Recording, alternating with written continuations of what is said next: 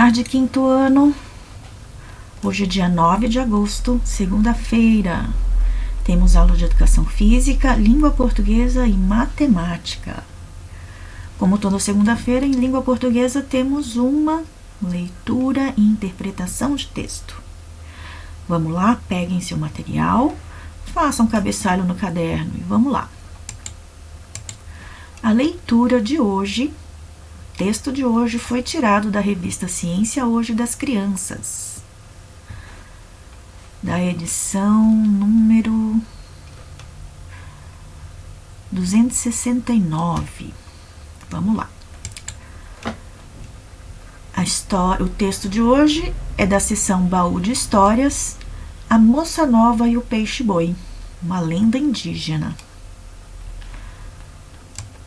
Vamos ler juntos o texto, mas antes de ler, vamos fazer aquela prática, que eu já dei a dica algumas vezes, de a gente ler as perguntas primeiro e depois ler o texto. Vamos lá, então. Quem não pegou essa folhinha na escola, é para copiar a pergunta e registrar no caderno. Vamos lá. Língua portuguesa, leitura 2. Realize a leitura da história, A Moça Nova e o Peixe-Boi, e depois responda as questões. Questão 1. De acordo com a cultura indígena relatada nesta história, o que deveria acontecer com a menina que estava entrando na adolescência? Questão 2. Por que a jovem não aceitou o rapaz escolhido para se casar? E questão 3. A moça escolheu outro índio para se casar, por isso o pajé lançou um feitiço ao casal. Em que animal eles foram transformados? Essa última aqui tá bem fácil, né?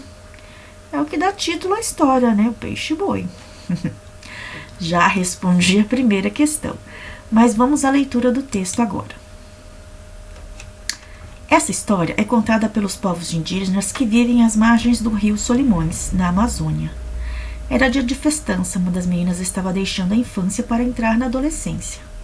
Passagem de tempo que os índios sempre comemoram e que entre os não índios é conhecido como Festa da Moça Nova. Mas vamos à história. Por determinação do pajé, que é quem organiza as tradições da aldeia, a menina deveria descansar sozinha em uma cabana por alguns dias. Apenas outras índias mais velhas eram autorizadas a entrar na cabana para cuidar da jovem e prepará-la para a hora de ser apresentada ao índio escolhido, também pelo pajé, para casar-se com ela. Enquanto o ritual se cumpria dentro da cabana, a aldeia se preparava para a festa. E finalmente o grande dia chegou. Havia muita bebida, comida e música.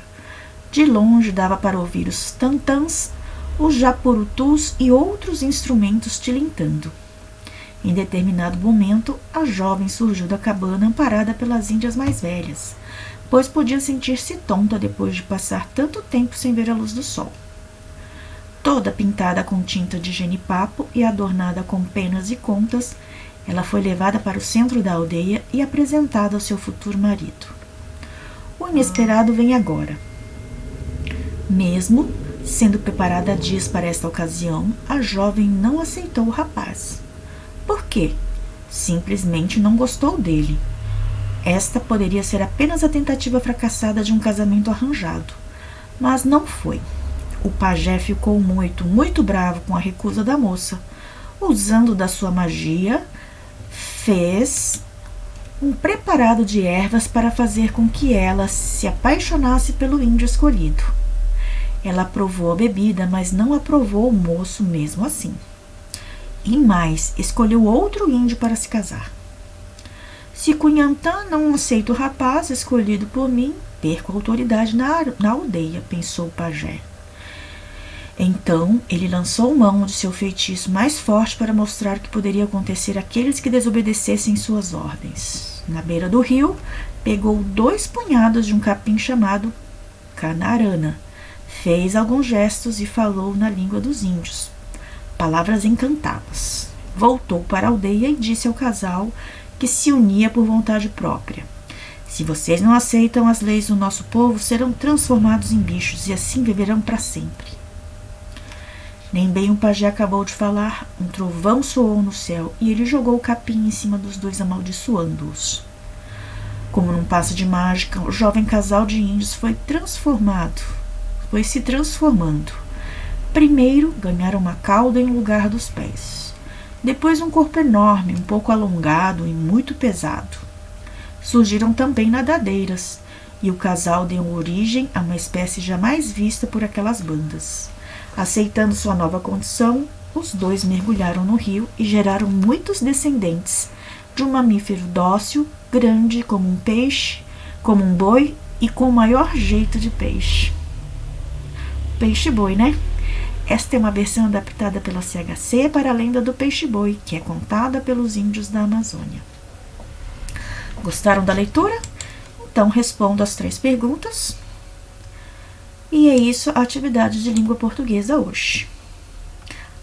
A atividade de matemática está no livro EMAI, na página 39. A atividade 5.5.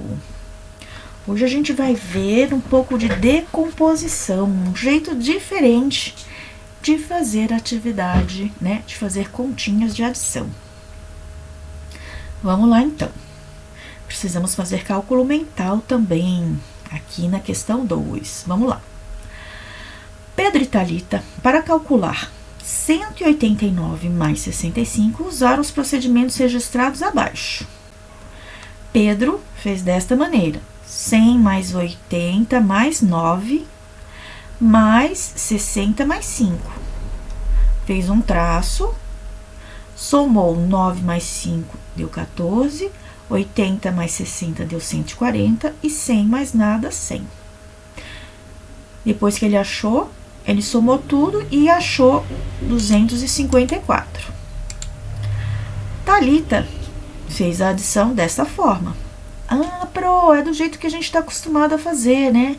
Sim, 9 mais 5, 14. O 4 fica aqui embaixo, o 1 aqui em cima do 8, né?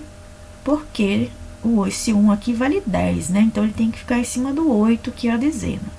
Então, fica 1 mais 8, 9. 9 mais 6, 15.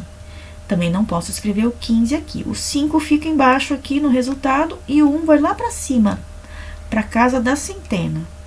1 mais 1, 2. 254. Certo? Foi isso. A Thalita fez do jeito que a gente está acostumado a fazer. E o Pedro fez por decomposição. Vamos lá responder as perguntas, então, A, B, C e D. Os 2 procedimentos de resolução estão corretos? Sim, né? A gente acabou de verificar que tá tudo direitinho, né? Eles encontraram os mesmos resultados, 254. Só que a Thalita fez do jeito tradicional, né? Com o algoritmo que a gente está acostumado a fazer. E o Pedro fez usando a decomposição. B. O que diferencia o procedimento de Pedro do de Thalita? É o que eu acabei de falar, né? Pedro fez a decomposição dos números para depois somar, né? Letra C. O que significa o número 1 escrito acima do número 8 no cálculo feito por Thalita? Aqui, ó, cálculo feito por Thalita. Temos o número 8. O que significa esse 1 aqui? Esse 1 vale 1? Não, né? Esse 1 vale quanto? Esse 1 representa uma dezena. Essa é a resposta da letra C. Letra D. Por que no procedimento de Pedro não apareceu esse 1? Ah, ó.